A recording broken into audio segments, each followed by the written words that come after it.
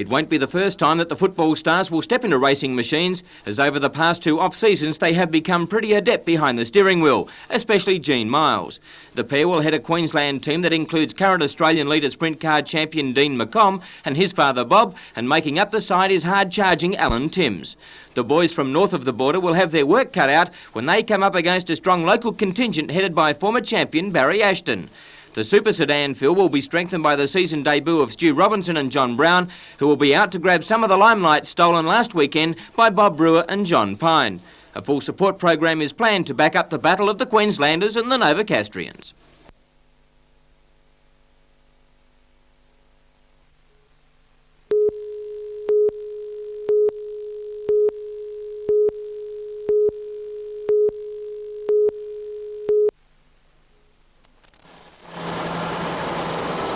The disposal of waste and the protection of the environment is now a major concern, a fact highlighted today with the opening of the region's first grease trap treatment plant by Environment Minister Tim Moore. Until now, more than 7 million litres of grease and oil a year in the Hunter has simply been buried. But this new treatment plant puts an end to all that. Under the Trade Waste Agreement, it is compulsory for restaurants, clubs and other commercial outlets to use this plant.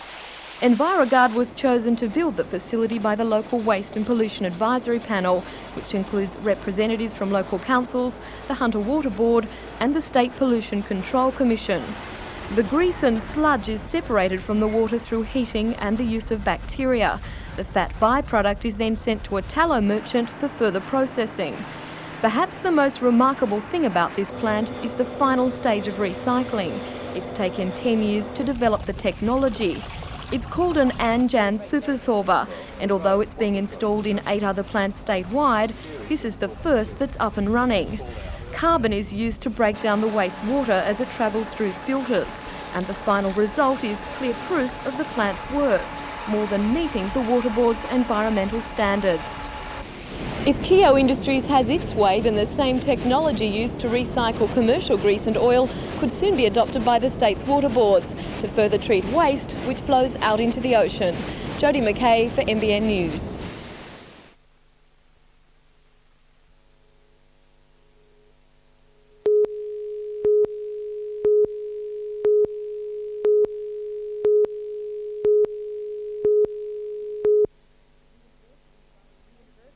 The university's Vice-Chancellor, Professor Keith Morgan, says the fellowships are in response to the government's affirmative action legislation introduced in 1986. Often, top academic jobs go to men who don't have to raise children, which can interrupt studies. Those interruptions can prevent women from completing studies and receiving high academic qualifications, which meant those top jobs could never be theirs. The $30,000 postdoctoral re-entry fellowships, as its name implies, allow selected women to go back to complete their research works. A small gathering saw Dr. Wendy Brown receive her fellowship for work on female hormones and exercise. Dr. Ruth Linley received the other fellowship, having spent 30 years trying to complete major studies on dramatic communication. Both women were selected because they showed a tremendous determination to complete their studies. Without this fellowship, would you have been able to continue your research? With great difficulty. Research is very time consuming, and I think as a mother of 2 small children I simply wouldn't have the time to devote to them, to work and to do research.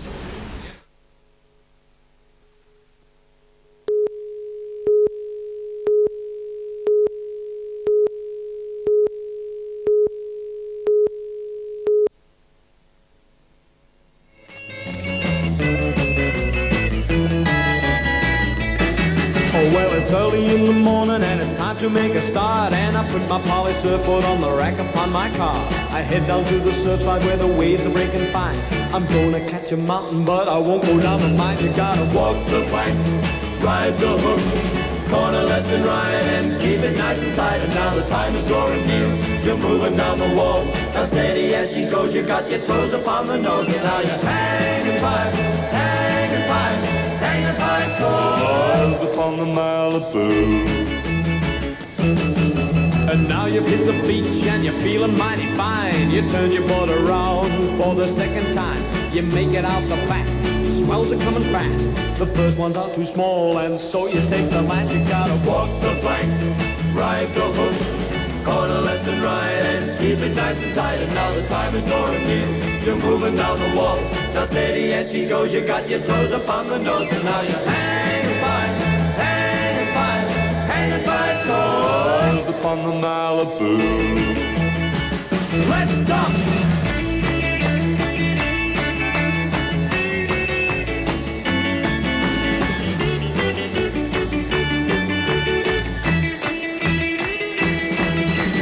When the day is over and all the circuits meet, you go down to the surf club to dance and stomp and beat. And when the night is through, you hear the fellas say, don't forget tomorrow, you got another day. You gotta walk the plank, ride the hook, corner left and right, and keep it nice and tight. And now the time is drawing near, you're moving down the wall, now steady as she goes. You got your toes up on the nose, and now you're hanging by toes up on the Malibu, up on the Malibu. You know you gotta walk the plank, Frank. Get your toes right up on that nose, Surfer Joe. And don't forget, Frank, watch that bushy blonde hair.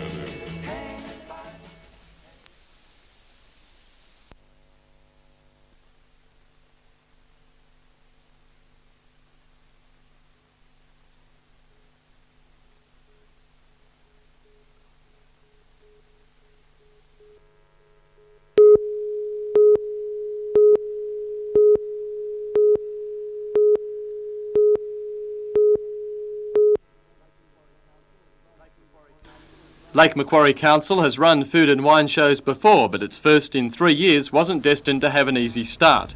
Council outdoor workers are on strike, so setting up fell to the salaried staff and their families. And the weather added to the difficulties, a savage westerly taking some of the attraction from the first few hours. It wasn't enough, however, to keep the crowds away, who turned out in their thousands for a tasty browse of some of the hunters' best wine and food. There we go, I've got a great range, it's all for sale up here, girls, have a look, look at them. Pieces there. Beautiful. A number of top local restaurants sold gourmet meals for less than cost. 15 local hunter wineries provided tasting opportunities that even a trip to the vineyards could not guarantee. Well, basically, a lot of the small companies don't get as many visitors as some of the famous names. So really, we've brought the wineries down to the people, down to Lake Macquarie. The council spent $38,000 on the festival, including $16,000 of advertising. There are plans to increase that amount next year. Organiser Greg Batiste says the Hunter needs a major wine and food show, and this will be it. Being non-parochial myself, I see it has a great expansion base and can go a long way. Hopefully within about 3 years we'll have it to a major festival of the Hunter.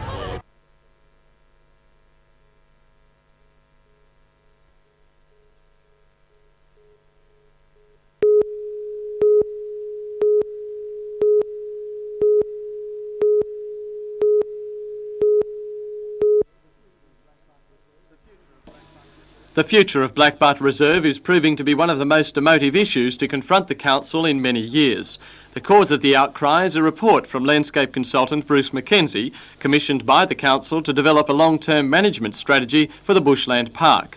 Mr Mackenzie's preferred option is the removal of all unnatural elements from the reserve, including the enclosed native animals. If they must stay, he says, they should be recaged in larger and more expensive enclosures, which, according to many, should be the only option. For the past 2 months, retailers from the Blackbutt Shopping Centre have been gathering signatures on a petition which demands just that. Today, the pages containing more than 9,000 names were given to Alderman Ashley Saunders, who will present them to Council next Tuesday night. The organisers of the petition are preempting any claim by the Council that it can't afford to rehouse the animals. Peg Hargraves says most would gladly pay an entrance fee to help fund the improvements. I'm sure they would be, yes. This is the reason why people are so supportive. I mean, they've been throwing their 20 cents in any way in which way today, because it's supporting the Blackbutt bush babies.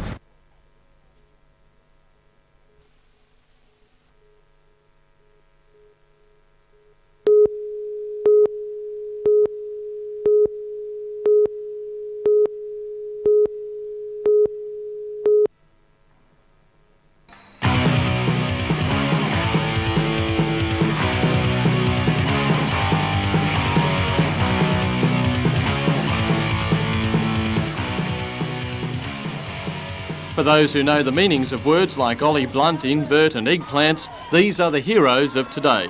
Tony Hawk, Mike McGill and Lance Mountain are members of the Californian skateboarding team, the Bones Brigade, legends in the skateboarding world. Tony Hawk is the undisputed king of the ramp.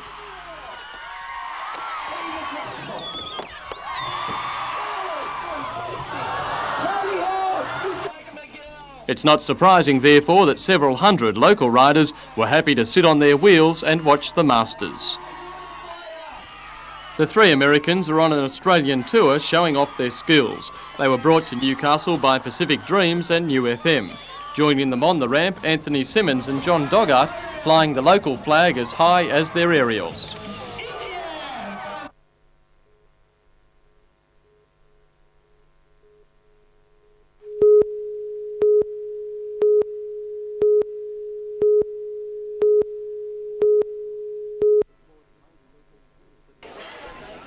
The sports may be less energetic than most, but the competition is still fierce. Today, disabilities were ignored or worked around as 200 stroke sufferers pitted their skills against each other. This is the Stroke Olympics. For 3 years, many of the hunter sufferers of stroke have been gathering together for a day of sports and games, competing in clubs. Stroke can affect anyone. It is in fact the third biggest killer after cancer and heart attacks. It comes often without warning, and as it leaves a healthy person sometimes very disabled, it can be devastating. Stroke clubs have been set up across the state to provide support for stroke sufferers. Each year the 7 hunter clubs get together for the Olympics. It's a day of company and competition where winning is important, but playing far more so. The whole atmosphere of the day, as you may have experienced, has been a happy day. It's a happy atmosphere. Even though we have disabilities of many different kinds, we can still enjoy life, and that is the big thing.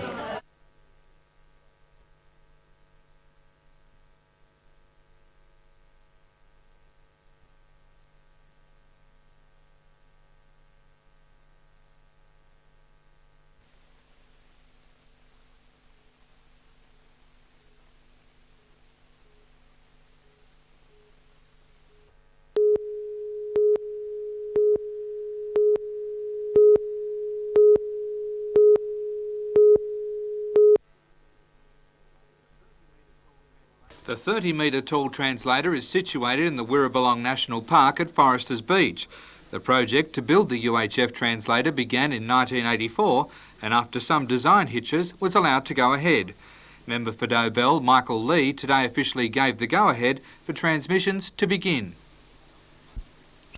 The ultra-high frequency will give pockets of viewers in locations where a hill or ridge impose the signal from Catherine Hill Bay in the north, McMaster's Beach in the south and Arimba in the west. They will now receive a clear signal from 6 channels. As a broad rule of thumb, if there is a clear line of sight from your antenna to the antenna here at Wirrabulong and you have a UHF receiver, you will be able to receive the new TV signal. Mr Lee says the Wirrabulong translator won't be the last for the area. The idea is to have translators at Gosford, Wirrabulong and also Budai National Park, and they will provide a very clear reception from Palm Beach up to north of Budgewoi. NBN will transmit on UHF frequency 69. Darren Curtis for NBN News.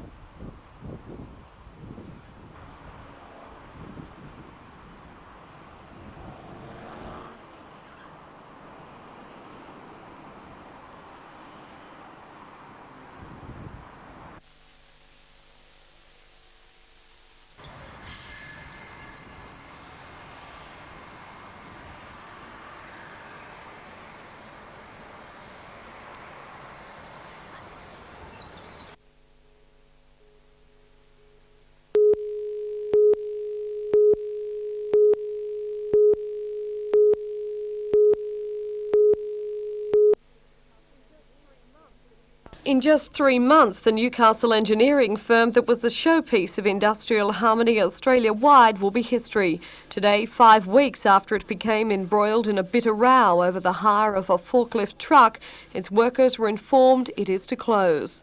Handed out the notice. I actually got it here. It's the notice we were given by Bill Nolan just before dinner time.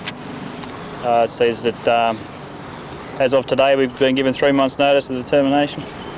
For Hexham's 190 staff, it's a bitter pill to swallow. In March, they were offered lucrative retrenchment packages when the plant first began to experience financial hardship. They elected to stay and now say for their loyalty, they're far worse off. Would have been paid 3 months in advance, would have had that 3 months to find a job with 8 weeks, a total of 8 weeks severance pay. A lot of the older blokes are pretty shattered because there's blokes that have been here 30 years and they're going to leave with 8 weeks pay. You're chasing about $4,000 and it's not a lot of money, for somebody that's going to be into their 60s to keep themselves and their wives, family, whatever they got at home, going until 65 until the pension comes in. And it's a fair sort of a kick in the behind for the people that are here.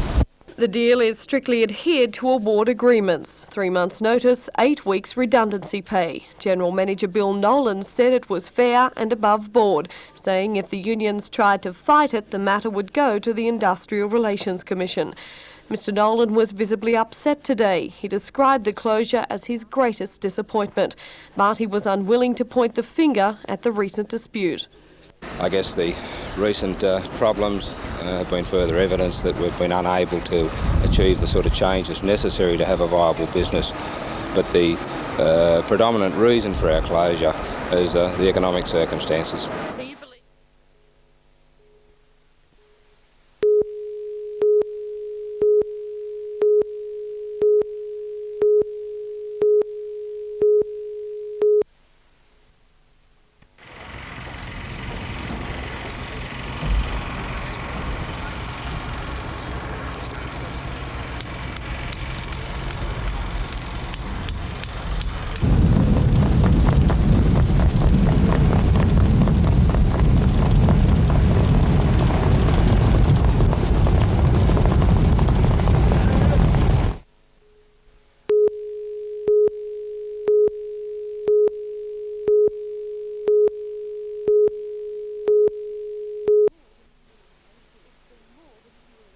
It's been more than a year in the making, but at last Newcastle's $2.5 million harness racing track is open for business, and the response has been amazing. For tonight's trials meeting, the club has received its largest number of nominations this year. Today, though, it was time for a few last-minute test runs, including the track's new mobile. Handed over to the club this morning, it's one of only few able to start 10 across the front, testimony to the amazing size of the new track. 940 metres around, it's second only to Brisbane's Albion Park in length. Today, leading Sydney trainer David Aitken, Menangle's Dennis Wilson and top local identity Darren McCall were given the honour of being its first official starters. The trio did a slow lap behind the new mobile before being let go for another lap and a half, running home to the finish 3 across the track. Afterwards, Aitken, who was driven on the best tracks in both Australia and the US, was ecstatic. It's probably the only, track in New South Wales where they're going to run, great times. And, if you didn't have fillies and your mares up here, trying to get those times, you'd be mad. What about bringing Sydney trainers, like top trainers? Do you think they'll support the track, David? They'll come. With the prize money here, they'll race here. And the track's here, the good conditions. New South Wales has been crying out for a track this standard, and it's great Newcastle had the initiative to go ahead and put it down. The track's first meeting will be staged on Saturday week, and already strong interest has been shown by the likes of Brian Hancock, Chris Gleeson and even Victorian Vin Knight. And with the likes of those lining up, David Aitken is confident it won't be long until some of the biggest races in Australia are being staged on Newcastle soil.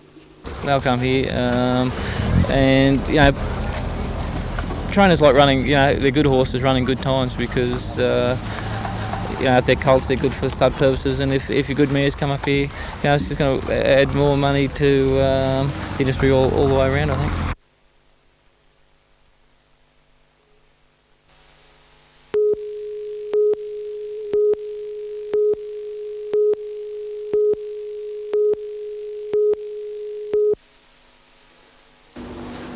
The Melbourne consortium Amicon won the right to build the Anzac frigates because its tender was cheaper than the rival New South Wales bid. Throughout the long tender period, Amicon promised Newcastle couldn't lose, giving assurances this city would build 5 of the ships, creating 1,200 jobs. That helped the federal government make the decision to award the contract to the Victorians and gave the Prime Minister strong ammunition when he had to explain that to Newcastle. This is one of the biggest contracts that will have ever come into Newcastle, $700 million of investment and 1,200 jobs at least. However, soon after the announcement, high-ranking naval officers visited Newcastle and stressed that Newcastle companies would have to win work on their own merits. And today a Defence Department spokesman was reported as saying the government could not guarantee Newcastle would receive any of the work. And that has made Newcastle business groups very nervous. The Prime Minister, as you know, was quite adamant about the sort of quantities that would come to Newcastle. If that doesn't eventuate, do you think he's being conned by Amicon? Well, whether he's been conned by Amicon or they've both conned Newcastle, that's a point that we'll have to wait and see. The Hunter Economic Development Council has written to Prime Minister Hawke seeking assurances that Newcastle will receive its promised share. According to the member for Newcastle, the Economic Development Board is in fact jeopardising Newcastle's chances of securing work by scaring off companies which will think they have no chance against locals with government guarantees. Managing Director of Amicon, Dr John White, says his consortium is not backing away from Newcastle and is still committed to doing at least $700 million worth of work here. He did say, however, that some companies may not win work if they had a negative attitude. Meanwhile, New South Wales Premier Nick Greiner has attacked Alan Morris over a letter he sent to the Premier today, claiming the state government is driving lucrative businesses away from Newcastle and New South Wales. Mr Morris says billion-dollar ventures such as the enormous China Steel project were looking elsewhere because they were not being offered assistance. New South Wales is sort of like a beached whale sitting there inert, wondering what's happening to it. People in Newcastle, having been dudded on the submarine contract, are now legitimately fearful that they're going to be dudded again with respect to the frigates, and all he's doing is trying to protect his political hide.